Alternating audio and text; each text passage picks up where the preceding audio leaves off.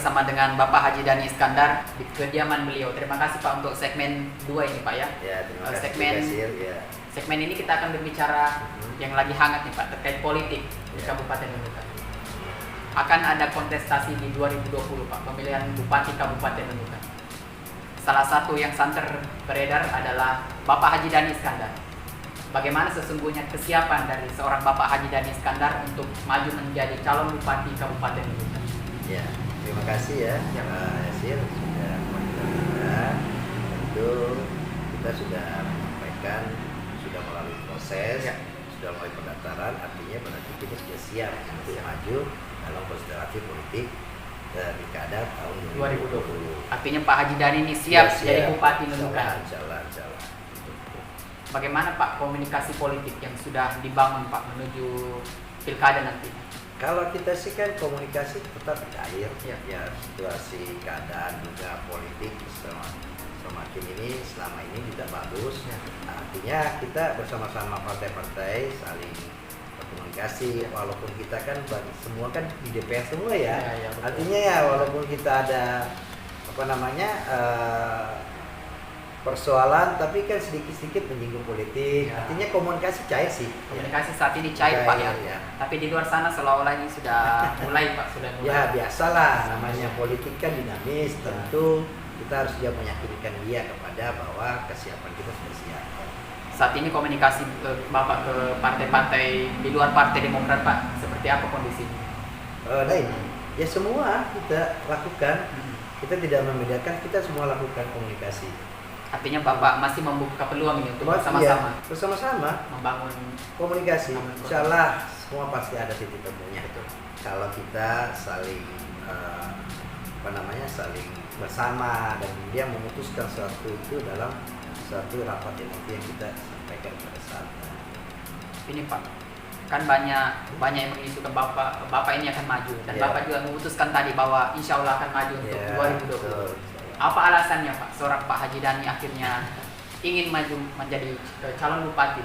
Ya, kalau saya sih alasannya ya ke depan kan lebih baik lagi ya. Tentu harapan kita melihat potensi sesuai karakteristik masing-masing daerah. Ya, apalagi punya kearifan lokal semua. Jadi kita itu akan munculkan semua setiap daerah, setiap pulau punya potensi besar. Ini Pak, perubahan-perubahan seperti apa yang akan nanti Bapak lakukan nih? Tentunya punya visi dan misi. Seorang tokoh akan seperti itu. Saya yakin Bapak juga seperti itu. Saya mengenal Bapak itu visioner orangnya. Perubahan seperti apa Pak yang akan dilakukan nantinya jika kepercayaan masyarakat itu diserahkan kepada Bapak? Ya, pertama untuk kita kalau diberi mandat jadi amanah kepada rakyat, tentu kita akan membuatkan perubahan yang maksimal. Itu sesuai dengan karakteristik tadi itu saya bilang tadi. Kearifan lokalnya. Tentu juga kita melihat, jangan saya melihat ya kondisinya masyarakat juga.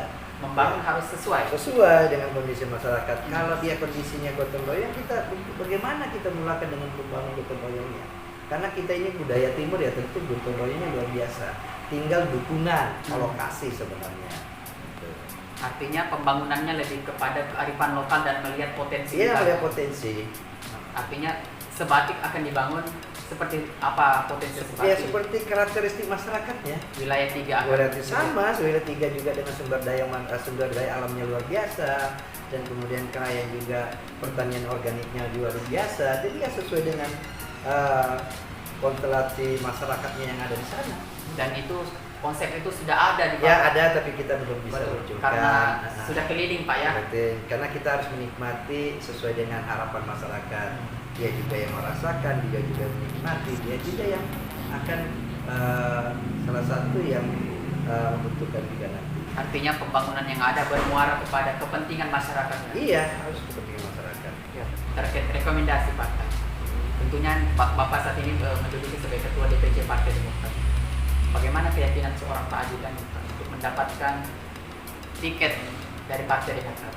Tanggapannya soal itu? Ya, kemarin saya sudah diwawancarai sudah dikatakan 99%. 99% Pak ya. Tapi 1%-nya apa? 1%-nya ya tentu komunikasi juga kan. Alhamdulillah kemarin dari Pak Prapilu, PPB yang komunikasi sama kita, bahwa bagaimana Pak Haji kesiapannya. Tentu kalau saya Pak terus terang, saya ini terus terang bahwa kesiapan sudah siap. Tentu saya juga mengharapkan bahwa ini keinginan masyarakat, ya, bukan dari berbagai macam kalangan yang saya datangi, banyak yang meminta kepada saya semua.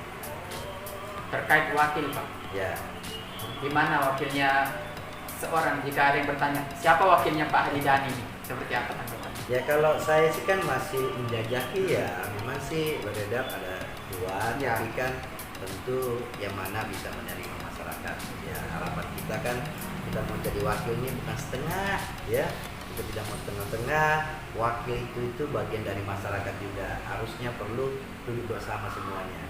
Jadi saya tidak mau kalau wakil saya nanti ke depan ya berpisah, tidak mau. Saya mau bagaimana meyakinkan dia, walaupun saya seorang bupati juga, sama-sama juga menghargai mereka. Mereka juga bagian dari masyarakat juga kan. Bukan wakil sesungguhnya Pak ya, Ya. Partner. Jadi bukan, artinya kan bukan menganggap dia, tapi partner kita artinya. Partner kerja kita. Harus yang pas. Harus yang pas ya.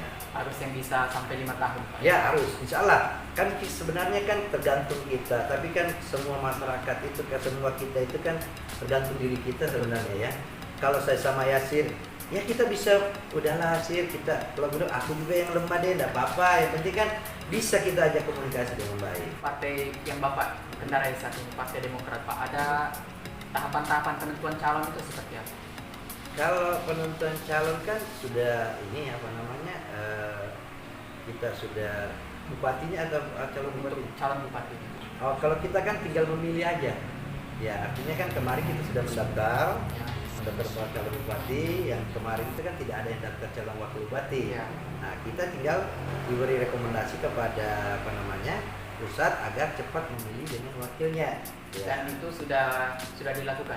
Belum, tinggal tunggu SK. Jadi kan di Demokrat begini, Demokrat itu ada dua surat. Pertama surat tugas itu bagaimana diberikan kepada calon bupati untuk untuk berkomunikasi bersama koalisi dan kemudian dilanjutkan untuk mencari wakil. Nah setelah sudah fix wakilnya baru rekomendasi itu. Seperti itu tahapannya. Tahapannya dia. Tapi saat ini dua-duanya belum. Dua-duanya belum. Kapan ya. Pak? Ya insya Allah lah mungkin bulan-bulan awal Juli cepatnya bisa rekomendasi surat tugas kedua. Nanti surat tugas kan 1 bulan lagi. 1 bulan setelah itu baru ada rekomendasi. Insya Allah. Yang penting komunikasi aja. Apakah ini Pak, kan surat tugas kan saat ini beredar Pak bahwa Bapak mengajukan 2 nama ke DPP. Tanggapannya terkait itu seperti apa? Maksudnya 2 nama ke DPP. Wakil. Kalau ini kan kita harus mengizin sebelum dapat surat tugas. Artinya kalau dapat surat tugas baru kita komunikasi bahwa saya ada dapat surat tugas dari calon dari Demokrat, dan kemudian nanti sampaikan koalisi siapa yang bersedia jadi wakil saya, baru lampirkan. Nggak enak juga kalau kita belum dapat surat tugas baru kita minta. Seandainya kan nanti kan ya tidak respect juga kan. Artinya saat ini kan masih sebatas bupati ini. Ya, bupatinya satunya ya. Setelah itu baru mencari wakil. Dan Bapak optimis sekali bisa. Saya optimis insyaallah. Kenapa Pak? Ya artinya kan keyakinan juga kita. Bapak yakin? Ya insyaallah. Dan menurut Bapak ada suara masyarakat gitu? Ya kalau menginginkan banyak sekali suara masyarakat ya banyak sekali dari dapil 3 dan dapil 2 dan dapil 1 banyak sekali. Ya tentu itu kembali lagi mudah-mudahan keputusan partai.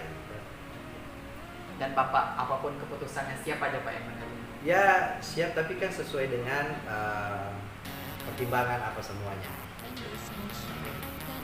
Senang sekali rasanya Pak bisa berbincang langsung Ya, sama terima kasih, salah Pak satu Yasir, ya. kandidat yang bakal calon. Saya belum mengatakan calon nih Pak Ya. belum keluar rekomendasinya. Ya. Masih 99%. Betul. Tapi kayaknya Pak Haji Dhani yakin banget nih Pak ya. Mungkin 1%-nya petunjuk dari Allah Pak. Ya. Mudah-mudahan nanti hasilnya apapun itu Pak bisa terbaik buat Pak Haji Dhani. Terbaik itu Nunukan juga. Terbaik untuk Nunukan juga Pak ya. Semoga mudah-mudahan kita ketemu kembali nih Pak di kesempatan dan posisi yang berbeda Pak ya. Ya bisa. Ya. Pesannya Pak kalau sudah punya jabatan jangan masih terbuka seperti ini Pak ya. Wah, kalau kita kan bisa dilihat dari karakter kita menjabat sebagai ketua DPRD, rumah jabatan saya kita dapat kan. Jadi rumah rakyat Pak ya. Rumah rakyat. Karena memang sih ya kita tahulah bagaimana masyarakat ya. Ya kita harus dekati, harus ngayomi atau semua pendekatan emosi itu penting bagi kita semua. Untuk bagaimana mendapat informasi yang lebih detail kepada mereka semua. Luar biasa Pak ya. Ya itu tadi bersama dengan Bapak Haji Dhani Iskandar, salah satu tokoh masyarakat dan juga pernah menjabat sebagai Ketua DPRD Kabupaten Nunukan yang saat ini juga menjadi salah satu bakal calon Bupati Kabupaten Nunukan. Orang yang bersahaja dan merakyat sekali rasanya Pak. Terima kasih sekali lagi Pak atas waktunya. Kami tahu sangat sibuk tentunya Pak, apalagi mendekati detik-detik ini Pak ya. Semoga sehat terus Pak. Salam sama keluarga. Baik, terima kasih. Ya, demikian komunikasi atau wawancara saya dengan Bapak Haji Dhani. Terima kasih. Assalamualaikum warahmatullahi wabarakatuh.